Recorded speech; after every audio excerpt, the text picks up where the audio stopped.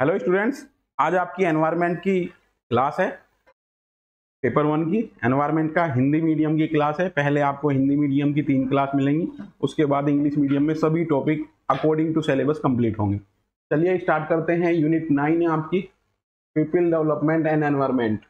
अब इसमें आपका लोगों का विकास के कारण एनवायरनमेंट से किस प्रकार से रिलेशन है, और जो मेनली फोकस होगा वो एनवायरनमेंट पोल्यूशन को लेकर के होगा, प्रदूषण को लेकर के होगा। पहले तो हम प्रदूषण पे फोकस करते हैं। प्रदूषण जो है वो किसका उत्पाद है, आप देखोगे वो है आपका जब मानव ने विकास किया। जैसे जैसे विकास होता गया वैसे वैसे प्रदूषण की समस्या बढ़ती चलेगी। और प्रदूषण किस वजह से हुआ है? प्रदूषकों की वजह से। प्रदूषक क्या होते हैं? Unwanted elements in nature known as pollutant. और इन पोल्यूटेंट के कारण जो स्थिति आई है वो प्रदूषण की स्थिति है। अब क्यों हम इसे यहाँ पढ़ रहे हैं, क्या जरूरत है? एनटीए ने क्यों नेट की परीक्षा में इसको इंक्लूड किया है? अब आप देखोगे एनटीए नेट एग्जाम कंडक्ट कराने वाली एजेंसी है, नेट का एग्जाम कराती है। नेट का सिलेबस आपका 2018 में रिवाइज किया गया था, जिसको आप पढ़ रहे हो, ठीक है ना। पैटर्न तो चेंज होता चला गया, बट इसमें एनवायरनमेंट क्यों डाला गया है आप देखोगे, क्योंकि हमारे सराउंडिंग में आज प्रदूषण के कारण स्थिति ये हो गई है कि ह्यूमन लाइफ जो है वो खतरे में पड़ गई है, और तरह तरह की बीमारियां हमें डे बाय डे में देखने को मिलती हैं। इसके कारण, प्रदूषण के कारण। तो आप देखोगे कि एजुकेशन के थ्रू हम एक जनरेशन में, जो नई जनरेशन है, उसमें अवेयरनेस लेकर के आना चाह रहे हैं कि किस तरीके से हम एनवायरनमेंट को क्लीन रख सकते हैं। और ये हमारे लोकल लेवल का एफर्ट्स नहीं है, नेशनल लेवल का नहीं है, इंटरनेशनल लेवल का है। और यहाँ से आपका क्वेश्चन बनता है, एनवायरनमेंट पोल्यूशन किस प्रकार की प्रॉब्लम है? इंटरनेशनल। और आप बाद में जाओगे जहां से नेट में क्वेश्चन बनते हैं, आपके जो अंतर्राष्ट्रीय समझौते हैं जो वैश्विक पर्यावरण को क्लीन रखने के लिए किए गए हैं, उनसे आपके क्वेश्चन आते हैं। जैसे आपका क्योटो प्रोटोकॉल है, मॉन्ट्रियल प्रोटोकॉल है, ठीक है, एजेंडा 21 है आपका, रियो समिट है, इनको लेकर के क्वेश्चन आएंगे। उससे पहले बिल्कुल बेसिक पर हम चल रहे हैं, पीपल डेवलपमेंट एंड एनवायरनमेंट। व्यक्ति ने जैसे जैसे विकास किया वैसे वैसे एनवायरनमेंट की समस्या चल बढ़ती गई। तो ये आपका कथन कारण में क्वेश्चन पूछा जा सकता है। तो आपको बेसिक अंडरस्टैंडिंग करनी है, बिल्कुल स्टार्टिंग से, बिल्कुल जीरो से लेकर के चल रहे हैं एनवायरनमेंट को। पर्यावरण क्या होता है? जब हम बीए में पढ़ाते हैं तो परि प्लस आवरण, जिससे व्यक्ति चारों तरफ से घिरा हुआ है। अब ये व्यक्ति किससे घिरा हुआ है? अब जैसे हम सोशल स्ट्रक्चर की बात करते हैं, ये आई है और ये एनवायरनमेंट है। अब इसमें एनवायरनमेंट के क्या क्या कंपोजिशन हो सकते हैं, ये यहाँ पे आपको दिए हुए, ठीक है। पर्यावरण मूल रूप से फ्रेंच भाषा का वर्ड है, फ्रेंच भाषा के इनोवेयर शब्द से बना है, जिसका अभिप्राय समस्त परिस्थिति की अथवा समस्त बाह्य दशाएं, ये जो सराउंडिंग है व्यक्ति के चारों तरफ का, ये आपका एनवायरनमेंट है। पर्यावरण का शाब्दिक अर्थ है परि प्लस आवरण, संपूर्ण जगत घिरा हुआ है। प्रकृति में वायु, बेटा एयर पोल्यूशन एक्ट पढ़ोगे आप, वाटर पोल्यूशन एक्ट पढ़ोगे, इंग्लिश वाली में और अच्छे तरीके से दिए हुए हैं ये। सॉइल पोल्यूशन को लेकर के, पेड़ पौधे को लेकर के एसिडिक रेन पढ़ोगे यहाँ पे। जीव जंतु सभी सम्मिलित रूप से पर्यावरण की रचना करते हैं। अब इस व्यक्ति के चारों तरफ जो भी है, दो तरह के कंपोनेंट हैं आपके, बायोलॉजिकल, जैविक और अजैविक, जीवित और निर्जीव। तो इनसे मिलकर के हमारा सभी पर्यावरण आपका बना हुआ है। सामान्यतः किसी स्थान विशेष में मानव के चारों तरफ स्थल, जल, वायु, मृदा, ठीक है, वायु, सॉइल पोल्यूशन की भी बात करेंगे, सभी कंपोजिशन, इससे अलग भी और हो सकते हैं जो हमारे एनवायरनमेंट का पार्ट है, ये सब हमारा एनवायरनमेंट बनाते हैं। और इसमें जो एक नेचुरल कॉम्बिनेशन है, नेचुरल कॉम्बिनेशन का मतलब एक जो प्रकृति ने हमें चीजें दी हैं उसमें जो छेड़छाड़ हुई है, इसके कारण, डेवलपमेंटल एक्टिविटी के कारण, उस छेड़छाड़ का जो प्रोडक्ट है वो ही हमारा एनवायरनमेंट पोल्यूशन है। अब इसकी स्टडी हमारी करना मजबूरी क्यों हो गया है? बीए में भी आपका एक सेपरेट पेपर लगा हुआ है एनवायरनमेंट को लेकर के, क्योंकि जो समस्या है आज सबसे ज़्यादा एनवायरनमेंट पोल्यूशन की आई है, और उसके कारण हमारा जो स्वास्थ्य है वो खतरे में हो गया है, जीवन खतरे में हो गया है। तो नेक्स्ट जनरेशन को इसके बारे में अवेयर कराने का हमारा एक दायित्व बनता है, ठीक है बेटा। तो ये आपका एनवायरनमेंट का इंट्रोडक्शन है। एनवायरनमेंट हमारा सराउंडिंग एटमॉस्फेयर है जिसमें व्यक्ति रहता है, उसमें सभी चीजें हमारी आ जाती हैं, ठीक है, कोई दिक्कत तो नहीं है इससे। एनवायरनमेंट समझ में आ गया। एनवायरनमेंट में आपका एयर भी आ जाएगी, सॉइल भी आ जाएगी, वाटर भी आ जाएगा, जो सब चीजें हमारे चारों तरफ वो हमारी एनवायरनमेंट बनाती हैं। अब इस नेचुरल एनवायरनमेंट में जो डिस्टरबेंस हुआ है, अनवांटेड चेंज आए हैं, वो प्रदूषण की समस्या है। और इस यूनिट के माध्यम से आप सभी बच्चे प्रदूषण के बारे में जानेंगे। आप जब टीचिंग लाइन में जाओगे एज ए शिक्षक अपने बच्चों को अवेयर कराओगे। इस यूनिट का मोटो ही ये है, ठीक है ना। आप देखोगे हमारे जीवन में एनवायरनमेंट एजुकेशन की बहुत इंपॉर्टेंस है। जब आपको पता होगा तभी तो आप नेक्स्ट जनरेशन को दोगे। इसके लिए रूल रेगुलेशन भी बने, आपके कॉन्स्टिट्यूशन में फंडामेंटल ड्यूटीज भी हैं। हर एक भारत के नागरिक से ये अपेक्षा की जाती है कि वो पर्यावरण संरक्षण के लिए कार्य करेगा। तो आप देखोगे ना, ये सब चीजें आपको यहाँ पे पढ़नी है। ये इंट्रोडक्शन है पर्यावरण के बारे में, बेसिक कॉन्सेप्ट है। इसमें कोई क्वेश्चन है तो मुझे बताइए। ठीक है बेटा, चलते हैं नेक्स्ट स्लाइड को लेकर के। अब आते हैं आपके इज्म, अब आपके आते हैं उपागम। उपागम क्या होता है बेटा? पर्यावरण नियतिवाद। यहाँ पे इज्म दिया है और ये क्या है? उपागम है। इसको हम बोलते हैं अप्रोच, हाउ टू सी। कोई व्यक्ति किस चीज को किस तरीके से देखता है। अब यहाँ पे हम कहते हैं कि पर्यावरण नियतिवाद, ये एनवायरमेंट है, पर्यावरण है, और इस पर्यावरण में ये व्यक्ति रह रहा है। अब ये इस अकॉर्डिंग टू एनवायरमेंटल डिटर्मिनिज्म, यहाँ पे ये कहते हैं कि पर्यावरण व्यक्ति की सभी चीजों को निर्धारित करता है। ध्यान रखना बेटा, ये अच्छे से समझ लेना।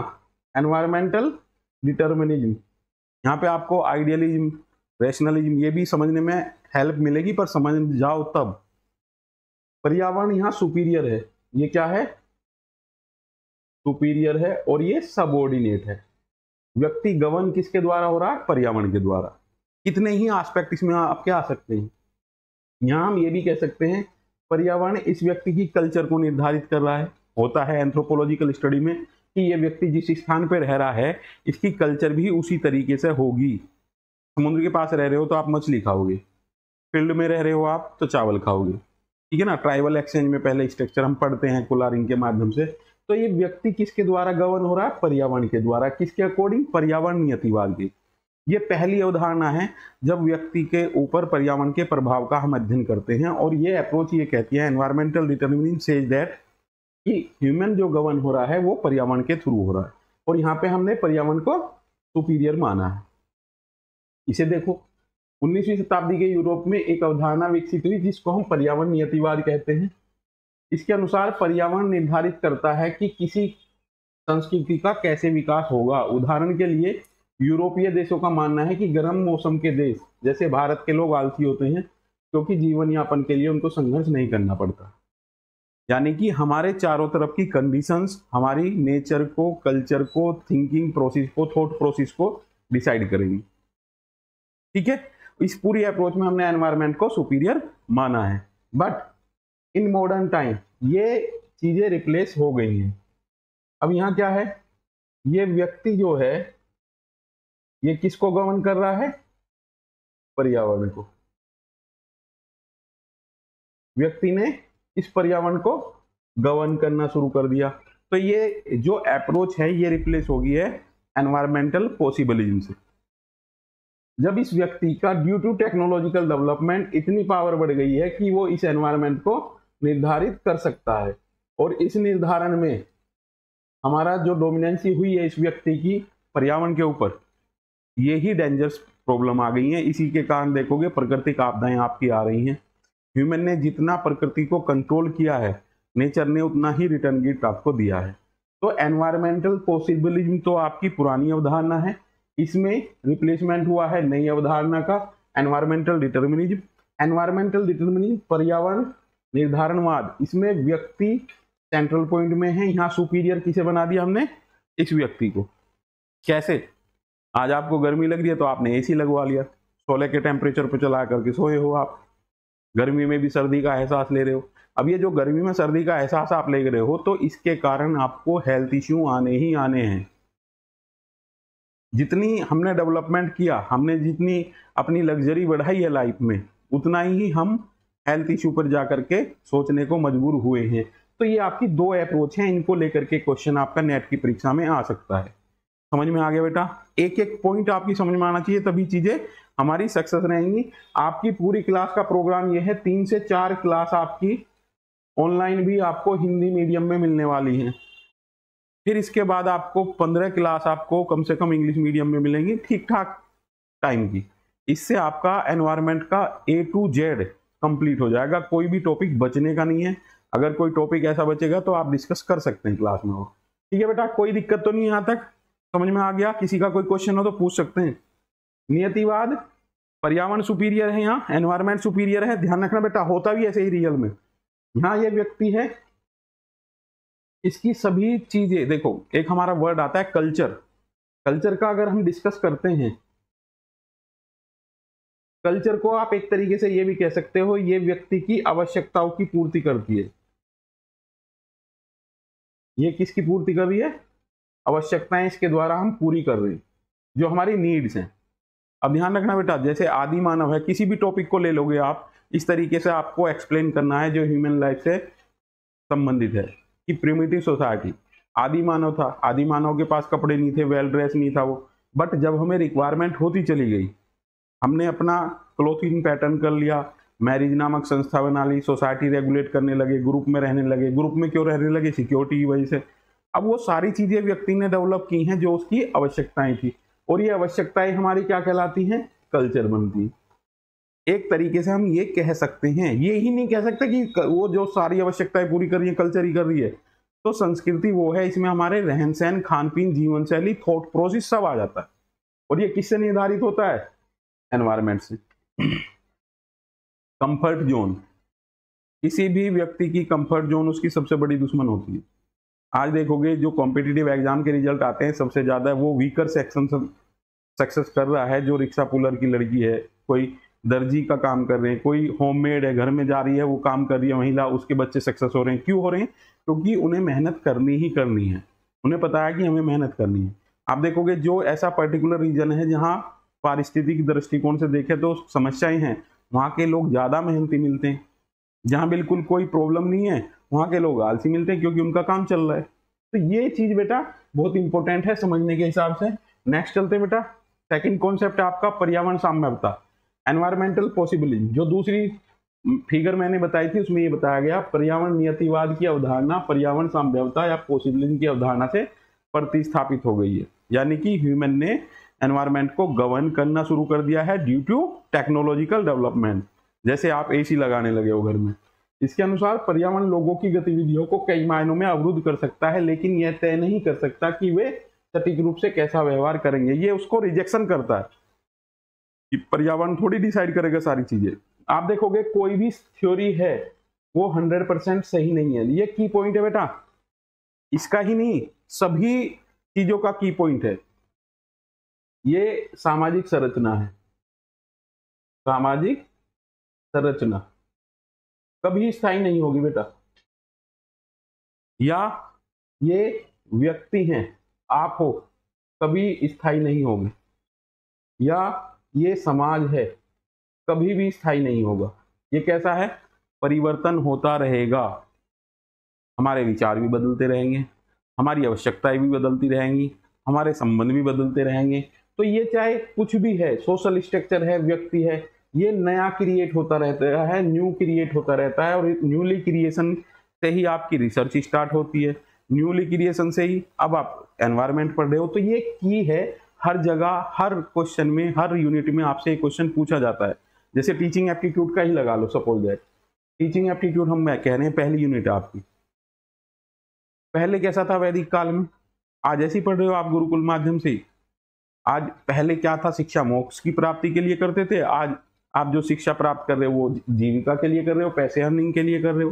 सपोज दैट व्यक्ति के लिए बात करते हैं, व्यक्ति पहले किस तरीके का होता था, उसका थॉट प्रोसेस क्या था। समाज की हम बात करते हैं, पहले समाज किस तरीके का था, आज समाज किस तरीके का है। तो हर एक चीज इस विश्व में जो है, वर्ल्ड में जो, वो क्या है? चेंजेबल है। तो कोई भी चीज क्या है, वो कभी स्थायी नहीं रहने वाली है। जैसे कि आज मैं आपको बता रहा हूं कि डिजिटल जब से आपका हुआ है, हर एक चीज ऑनलाइन शिफ्टिंग हो गई है, सब चीजें ऑनलाइन में सबसे ज्यादा फर्क पड़ा है। चाहे वो आपकी पड़ोस की किराना की दुकान क्यों ना हो। आप जाते थे वहां से प्रोडक्ट खरीदते थे, अब वहां से प्रोडक्ट नहीं लेकर के आप तरह तरह की आपकी कंपनियां हैं जिनसे आप ऑर्डर करके मंगवा रहे हो। और इसने क्या किया है, इस सोशल स्ट्रक्चर को चेंज किया है, ठीक है ना। तो समय के साथ साथ हमारे अंदर, व्यवस्था के अंदर, सोसाइटी के अंदर, किसी भी सिस्टम के अंदर चेंजेस होते रहेंगे तो वो सरवाइव करेगा। और अगर चेंज नहीं करोगे, चेंज के प्रति एक्सेप्टेंस नहीं होगी और ना अपने अंदर चेंज किया, ना बिजनेस के अंदर चेंज किया, तो वो क्या है, वो समाज से उन्मूलन उसका हो जाएगा। तो क्या है, ये पर्यावरण जो नियतिवाद है वो पर्यावरण संभाव्यता से शिफ्टिंग हो गई है इसकी। ये बताया ना, रिप्लेसमेंट हो गया है। लोगों की गतिविधियों को कई मायने में अवरुद्ध कर सकता है, लेकिन यह तय नहीं कर सकता कि वो सटीक रूप से कैसा व्यवहार करेंगे। तो मैंने यहाँ पे आपको बताया 100% कुछ नहीं होता, वो चेंजेबल होता रहता है, चाहे हमारे थॉट प्रोसेस हो, आवश्यकताएं हो, सारी चीजें, ठीक है। ऐसी अवधारणा तकनीकी विकास के कारण विकसित हुई है जिससे मनुष्य एक प्रकार से निर्णायक की भूमिका में आ गया है। जो मैंने अभी आपको सारी चीजें समझाई हैं, ये आपका एनवायरमेंट है। बेटा फिर से बता रहा हूं मैं, थोड़ा ध्यान दें जो बच्चे बाद में आए हैं। ये है पर्यावरण, क्या बताया था बेटा, ये बोलो। हिंदी के नोट्स हैं सभी के बच्चों पे, ठीक है। ये व्यक्ति है, इस व्यक्ति को पर्यावरण गवर्न कर रहा है, ठीक है। ये व्यक्ति का ज्यादा डोमिनेंसी नहीं है, व्यक्ति अकॉर्डिंग टू एनवायरमेंट गवर्न हो रहा है। ये रिप्लेसमेंट हुई है किससे, एनवायरमेंटल पॉसिबिलिज्म से। ये व्यक्ति ने क्या किया है, एनवायरमेंट को, पर्यावरण को गवर्न करना शुरू कर दिया है, व्यक्ति इसको गवर्न करने लगा है। यहां से आपको बहुत सी अप्रोच मिलेंगी बेटा। यहाँ पे क्या है, जब ये माइंड, जो व्यक्ति के विचार हैं, इससे माइंड गवर्न हो रहा है तो इसे आइडियलिज्म बोल रहे हैं। जब ये माइंड व्यक्ति के विचार को गवर्न कर रहा है या सेंसेस को गवर्न कर रहा है तो इसे हम तर्कवाद बोल रहे हैं, तर्क। दो तरीके की रिलेशन है, तार्किक और भावनात्मक। भावनात्मक में हम इमोशंस डोमिनेंट होती हैं और तार्किक में हमारे लॉजिक, ठीक है ना।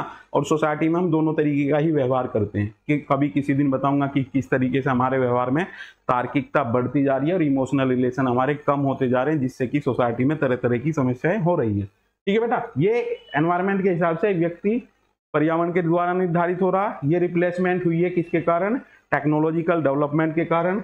यहाँ व्यक्ति ने पर्यावरण को गवर्न करना शुरू किया है, और जितना व्यक्ति ने पर्यावरण के ऊपर कंट्रोल किया है उसी से ही हमारी पर्यावरण प्रदूषण की समस्या क्रिएट हुई है। कई बार ये क्वेश्चन आया है आपका, इसलिए मैंने ज्यादा आपको यहाँ समझाया है। पर्यावरण साम्यवस्था अब पॉसिबल हो गया है कि व्यक्ति ने कंट्रोल किया है किसके ऊपर, एनवायरमेंट के ऊपर। अब यहाँ से और भी चीजें मैं आपको समझा रहा हूँ जो आगे आपकी आएंगी। एक वर्ड आएगा आपका ग्रीन हाउस गैसेज। क्या आएगा, किसके कारण है बेटा, ये ग्लोबल वार्मिंग। इसमें एक वर्ड आएगा ग्रीन हाउस, और इससे आएगा ग्रीन हाउस गैसेज, और इनके कारण क्या हो रहा है, ग्लोबल वार्मिंग, ठीक है बेटा। ये क्यों बता रहा हूं, क्योंकि व्यक्ति ने ये ग्रीन हाउस जो बनाए हुए हैं, यहां पे हम अनसीजनल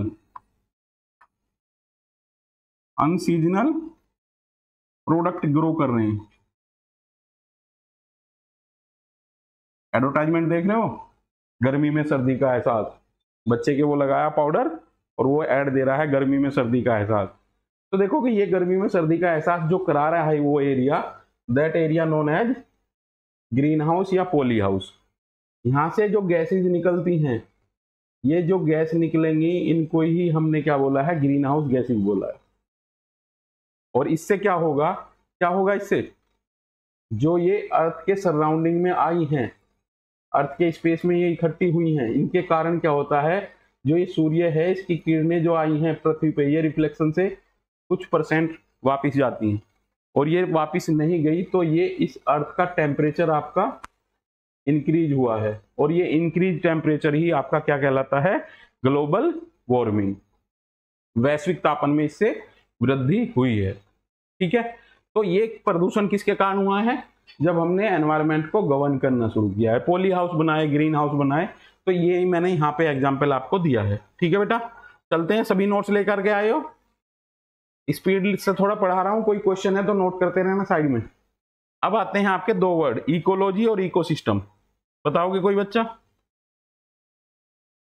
इकोलॉजी पारिस्थितिकी, पहले मैंने आपको 3 वर्ड बताए थे, परिस्थिति, स्टेटस वाली परिस्थिति और ये पारिस्थितिकी, तीनों बताए थे। ठीक है, सिचुएशन वाली पारिस्थितिकी नहीं है, इकोलॉजी है। इको, एक वर्ड और लिखवाया था, इको सिस्टम। इस पे एनवायरनमेंट में अगर आपने यूट्यूब पे वीडियो देखी है तो क्वेश्चन आया है एक और। क्या क्वेश्चन है? किसी बच्चे ने अगर देखी है वीडियो, एनवायरनमेंट का विशेष तौर पे क्वेश्चन आया कि जलवायु और पौधों के बीच में जो इंटरेक्शन होता है उसमें क्या टर्मोलॉजी यूज हुई है। क्वेश्चन लिख लो, ये आज आप करके आओगे इसे। जो 30 क्वेश्चन आपके जीएस के हैं, 30 क्वेश्चन जीएस के असिस्टेंट प्रोफेसर की जो अभी परीक्षा हुई है अप्रैल में, 16-17 अप्रैल को हायर एजुकेशन ने कराई है, तो वहाँ 30 क्वेश्चन डाले हुए हैं, उन्हें करना, आपके नेट में भी वो आ सकते हैं, हर एक यूनिट से रिलेटेड है आपके। ठीक है, इकोलॉजी किसके द्वारा? बताओ बच्चों, इकोलॉजी वर्ड किसके द्वारा दिया गया है? Ernest Haeckel, Ernest Haeckel. और इकोसिस्टम, इकोसिस्टम किसने दिया? टेंसले। मैंने आपको यहाँ एक चीज बताई थी, at the time of examination हम फियर फैक्टर से भूल जाते हैं, हम भी कंफ्यूजन में होते थे, तो टी से टेंसले जोड़ लेना बेटा, ये आपको आसानी से याद रहेंगे। दो ही मैन वर्ड यहाँ बता रहा हूँ, इकोलॉजी और इकोसिस्टम। ठीक है, अब इसमें थोड़ा कंफ्यूजन आपको रहता है, क्या इकोलॉजी है, क्या इकोसिस्टम है। ये तालाब है आपका, इसकी पूरी की इकोलॉजी है। ठीक है, इस इकोलॉजी में कई इकोसिस्टम आपके हो सकते हैं। और यहाँ पे ध्यान रखना, सिस्टम, सिस्टम का हिंदी में मतलब है तंत्र, और तंत्र का अपने मतलब है अपने आप में पूर्ण हो। ऐसे आईसीटी में आप डिवाइस पढ़ते हो, डिवाइस क्या है? वो जो अपने आप में काम करने के लिए पूर्ण हो।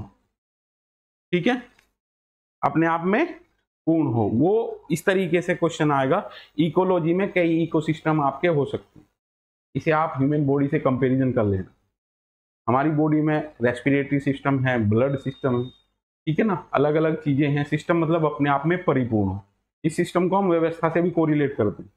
सपोज दैट किसी ने कहा जी आप वहाँ अप्रोच कर दो, तो कोई व्यक्ति कहता है जी वहाँ सिस्टम का काम है, सिस्टम से चलने दो, हम बाहरी छेड़छाड़ नहीं करते, तंत्र बोलते हैं।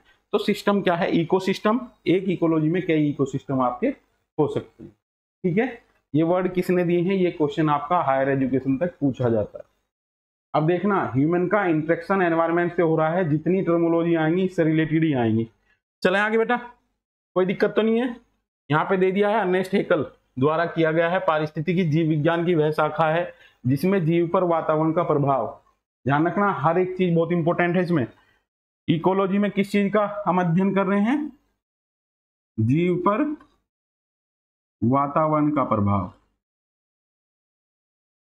जब हम डीपली जाते हैं ना बेटा, पर्टिकुलर रीजन में रहने वाले लोगों की फिजिक्स अलग अलग प्रकार की होती है। सपोज दैट देखोगे उत्तराखंड में चले जाओ तो गाय का साइज जो है वो मैदानी जो गाय हैं उनकी अपेक्षा कम मिलता है। यहाँ पे एक वर्ड आता है अडेप्टेशन। क्या आता है? क्या है ये? अनुकूलन।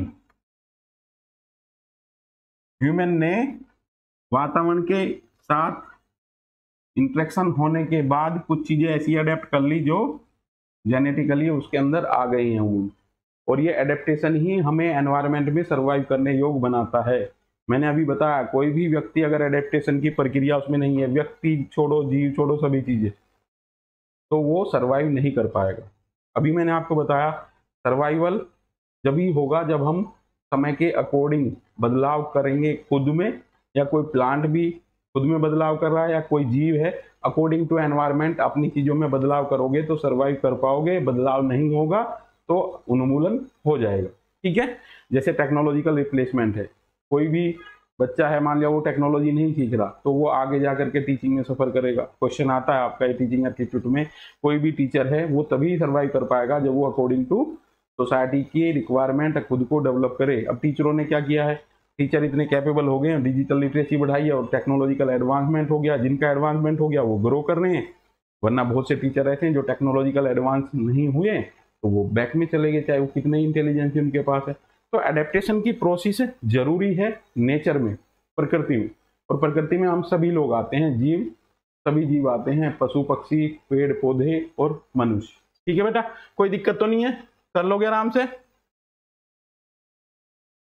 अब आता है टर्म उत्पादनकर्ता, प्रोड्यूसर, फिर आएगा कंज्यूमर और फिर आएगा डिकम्पोजर। ये छोटी छोटी टर्म है बेटा, इसलिए मैं करा रहा हूं, पहले मैंने ऑलरेडी आपको कराई हुई है, बट ये क्या है बिल्कुल रिफ्रेश तरीके से आपको एनवायरमेंट करा रहा हूं। प्रोड्यूसर क्या है, यहाँ पे जो जीव अपना भोजन स्वयं उत्पन्न करते हैं उनको उत्पादक कहा है। अब ध्यान रखना बेटा, शब्द मायने नहीं रखता है, कहाँ हम उसका यूज कर रहे हैं वो मायने रखता है। अब ये उत्पादक है, कौन कौन हो सकते हैं, एनवायरमेंट पढ़ रहे हो तो हमने किसे बताया है, पेड़ पौधों को। अगर सोसाइटी की बात आती है तो यहाँ हम किसान को बता रहे हैं, और अगर किसी और जगह आती है क्लास में तो यहाँ शिक्षक उत्पादक हो जाएगा, वो ज्ञान प्रोड्यूस कर रहा है क्लास में।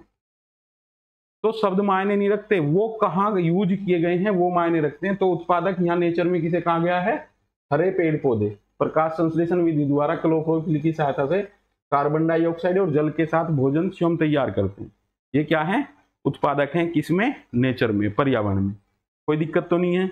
आप गेहूं उगाते हो, एक दाना आपने वहां डाला और आपको 60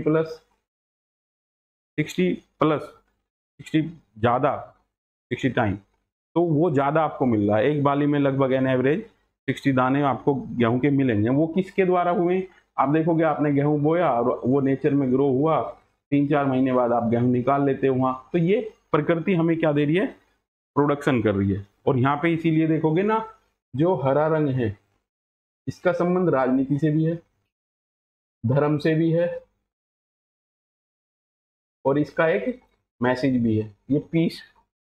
आप देखोगे ना, ग्रीनरी आंखों को रिलैक्स करने के लिए एक माना जाता है। तो ग्रीन कलर जो है ये जब अलग अलग जगह हम इसे यूज करेंगे तो इसके अलग अलग अर्थ जाएंगे।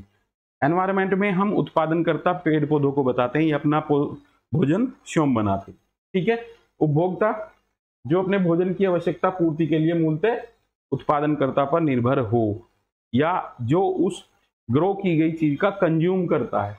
और यहां से आपका आता है एक उपभोक्ता फॉर्म। आप कंज्यूमर हो, आपने ऑनलाइन प्रोडक्ट मंगाया, आपको वो प्रोडक्ट गलत दे करके चला गया है, तो आप कहां शिकायत करोगे, उपभोक्ता फॉर्म में। ये फॉर्म एस्टेब्लिश हुए हैं कंज्यूमर राइट को सुरक्षित करने के लिए। तो उपभोक्ता आप होगे और प्रोड्यूसर कौन हो गया, जो उस मटेरियल को बना रहा है। ठीक है बेटा, कोई दिक्कत तो नहीं है। उत्पादनकर्ता, उपभोक्ता, फिर आता है नेक्स्ट आपका अपघटक। डिकम्पोजर क्या होते हैं, बताएगा कोई बच्चा, है किसी के माइंड में डिकम्पोजर? जैसे मैं पढ़ा रहा हूं आपको उसी तरीके से आपको चीजें समझनी है इजीली। अलग अलग क्षेत्र के एग्जाम्पल के द्वारा आपको अपने माइंड में सेट करना है किस तरीके से चीजें। ठीक है, अपघटक क्या होते हैं, देखो, nothing permanent in this world, कुछ भी चीज स्थायी नहीं है। अभी हमने बताया, अभी हम क्लास ले रहे हैं यहाँ, आप बड़े हो जाओगे, फिर आपके बच्चे होंगे, ठीक है, फिर आप बूढ़े हो जाओगे, फिर निकल लोगे। तो क्या है, कोई भी चीज परमानेंट नहीं है। ठीक है, ऐसे ही हमारे जो मटेरियल गुड्स है ये भी परमानेंट नहीं है। सपोज दैट कोई लकड़ी का सामान है घर में और वो टूटा और आपने उसे बाहर डाल दिया, बारिश हुई, वो थोड़े दिन में मिट्टी बन जाता है। मिट्टी किसने बनाया है, वो अपघटक कहलाते हैं। ठीक है ना।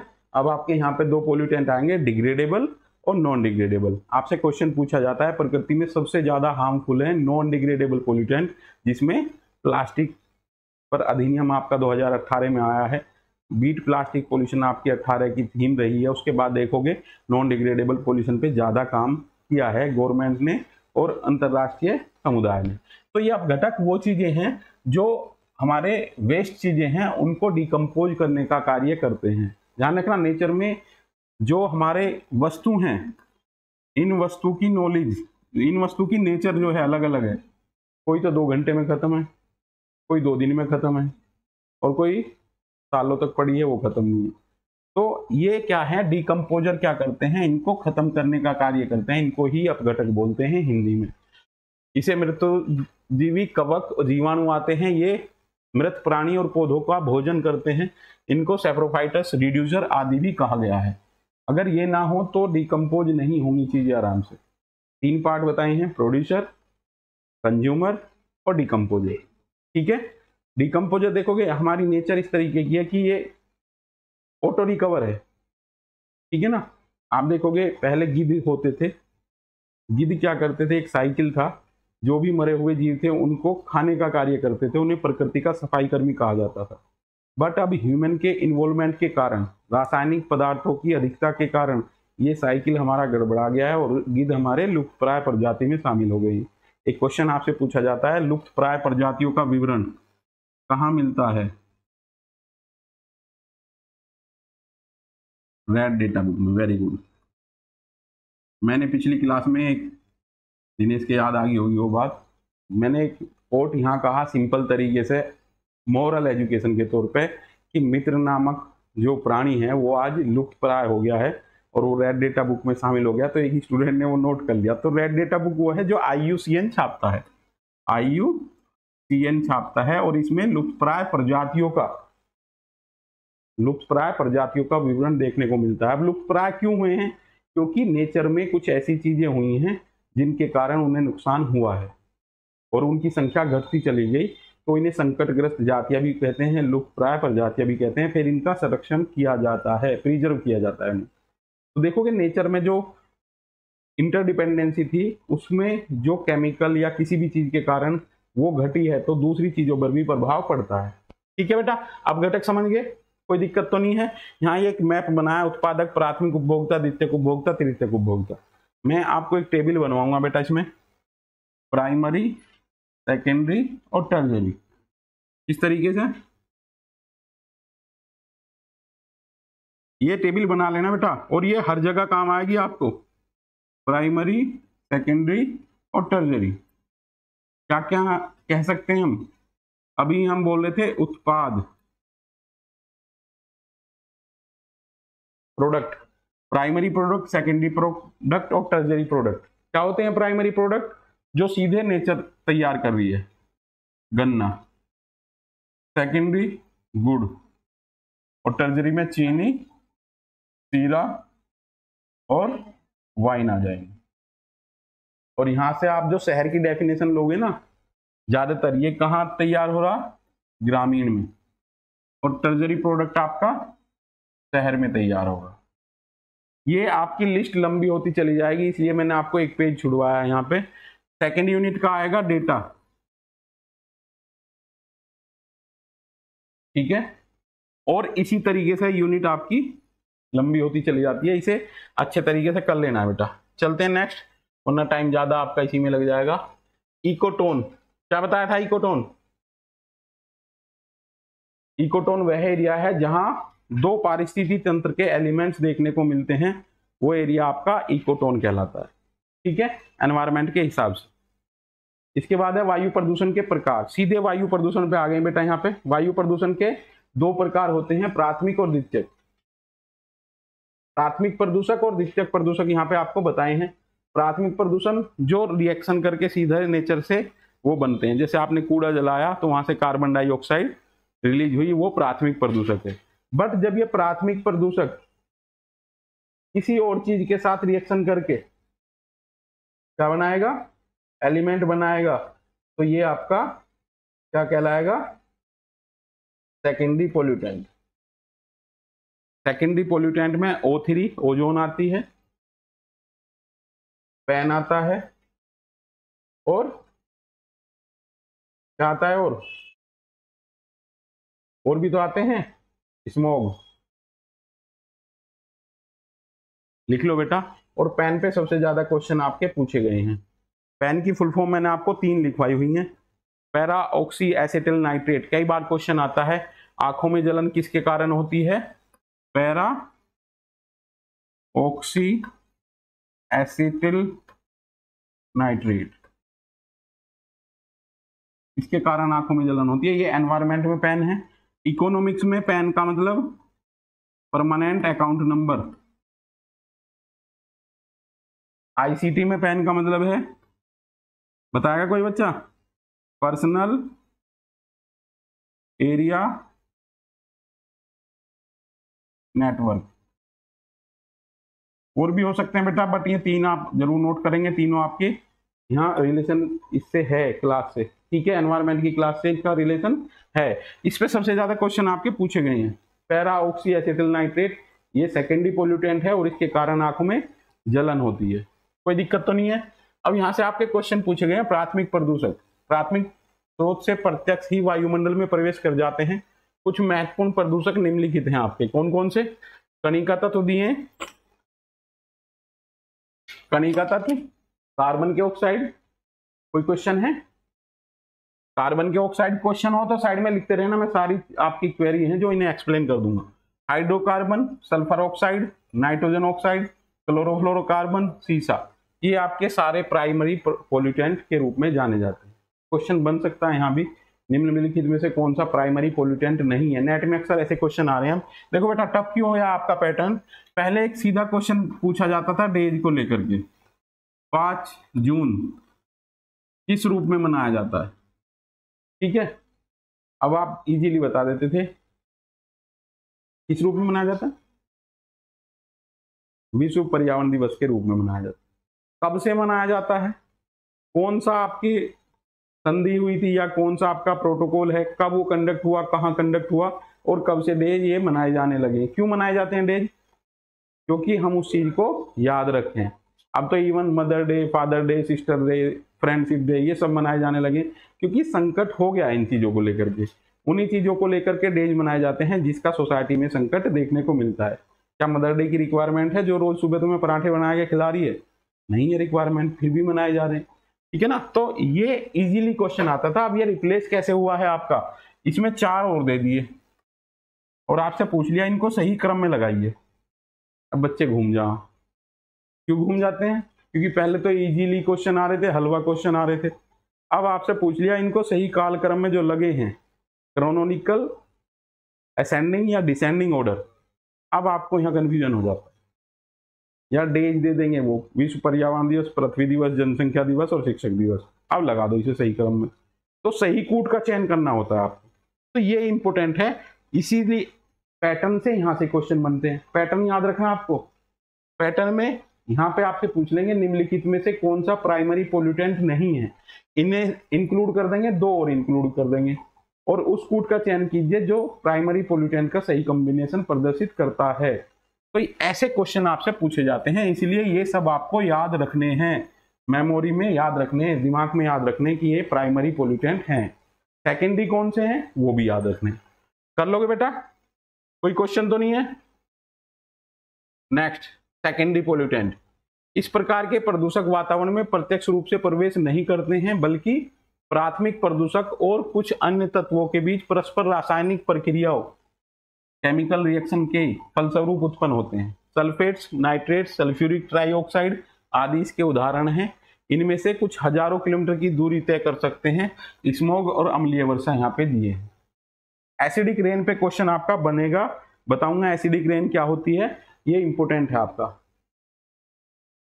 ठीक है, आपकी जो क्लास और रिकॉर्ड हुई है इंग्लिश में, उनमें भी एसिडिक रेन अच्छे से दिया है। ड्यू टू एनवायरमेंटल पोल्यूशन, जब वेदर बारिश का होता है और बारिश आती है तो ये सब जितने एयर में पोल्यूटेंट है ये उस बारिश के साथ पानी में घुल करके आते हैं, वो एसिडिक रेन कहलाता है। और किस तरीके से हमारी कल्चर हेरिटेज को नुकसान पहुंचा रहा है। ताजमहल का विशेष तौर पे जिक्र किया गया है, उसका कलर आपका पीला पड़ रहा है। इसके बाद इंपोर्टेंट क्वेश्चन है बेटा, हर एक स्लाइड में इंपोर्टेंट क्वेश्चन है आपके। स्वच्छ भारत अभियान, स्वच्छ भारत अभियान की शुरुआत कब की गई? क्वेश्चन आया है असिस्टेंट प्रोफेसर की परीक्षा। जो 30 क्वेश्चन मैंने आपको बताया ना बेटा, मैंने काफी क्वेश्चन बता दिया आपको यहाँ उनमें से। जो 30 क्वेश्चन आए हैं उनमें एनवायरमेंट का एक क्वेश्चन आया है आपका, स्वच्छ भारत अभियान की शुरुआत कब हुई है? बताएगा कोई बच्चा?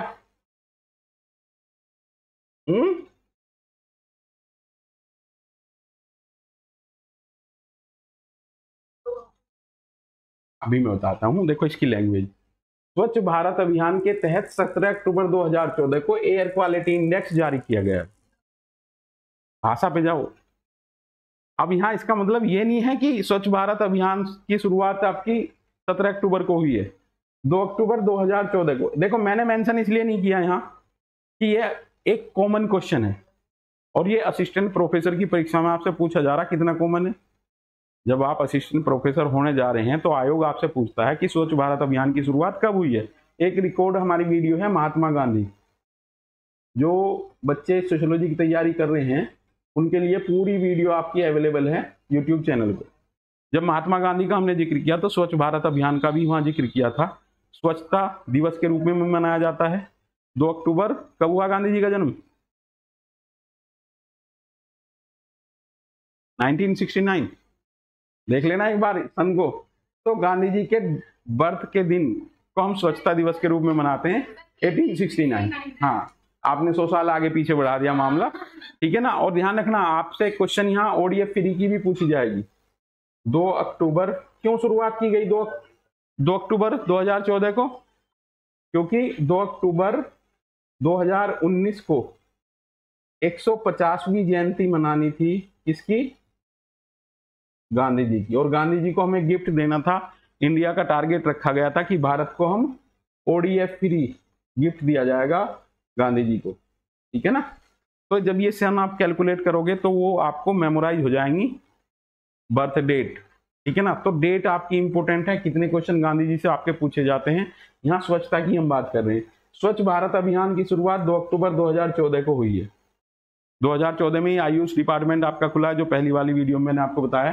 स्वच्छ भारत अभियान के तहत 17 अक्टूबर 2014 को एयर क्वालिटी इंडेक्स जारी किया गया है। ये एयर क्वालिटी इंडेक्स एयर की क्वालिटी को मेजर करने के लिए बनाया गया है। वायु की गुणवत्ता को मापने के लिए एयर क्वालिटी इंडेक्स जारी किया गया है। इस सूचकांक में 8 प्रदूषकों को शामिल किया गया है। नेट में पीवाईक्यू में सबसे ज्यादा क्वेश्चन यहां से बनने की संभावना है। किन किन गैसों को एयर क्वालिटी इंडेक्स में जारी किया गया है? एक क्वेश्चन पूछा गया है, क्या सीएफसी इस लिस्ट में शामिल है? नहीं है। कहीं है सीएफसी का जिक्र? PM10, PM2.5, nitrogen dioxide, sulphur dioxide, ये carbon monoxide, O3, ammonia, PB। 2 बार याद करोगे आपके ओरली याद हो जाएंगे। कहीं भी सीएफसी का जिक्र नहीं है। ये क्वेश्चन प्रीवियस में पूछा गया है। अगर इसके साथ सीएफसी आती है तो इसे एक्सक्लूड कर देना। नेट में इसी टाइप के क्वेश्चन आपसे पूछे जाते हैं। कोई बाहर से क्वेश्चन नहीं आने वाला, इसी में से आएगा। आपसे यहाँ से क्वेश्चन बनता नजर आ रहा है कि भाई ये किस एयर क्वालिटी इंडेक्स में किन किन गैसों को सम्मिलित किया गया है, किन किन प्रदूषकों को सम्मिलित किया गया है। तो यहाँ से आपको ये करना है, मेमोराइज करना है, याद करना है। प्लस ये भी आपको याद रखना है 2 अक्टूबर 2014 स्वच्छ भारत अभियान, 17 अक्टूबर 2014 एयर क्वालिटी इंडेक्स, ठीक है। इससे रिलेटेड इसमें अगर आया ग्रेड, कौन से ग्रेड दिए हैं? सामान्य, ठीक है। इसमें जो ग्रेडिंग की गई है किसके कारण? बिहाफ पर, प्रदूषण की स्थिति के बिहाफ पर, वहां से आपके क्वेश्चन पूछे जाते हैं, ठीक है ना। जो बिल्कुल खतरनाक स्थिति है उसे कितना माना गया है? तो 500 तक इसका हमने एयर क्वालिटी इंडेक्स में जो इंडेक्स बनाया है 0 से लेकर 500 तक बनाया है और उसे कैटेगराइज किया है। तो लेवल से भी क्वेश्चन आपका पूछा जाता है। चले बेटा आगे।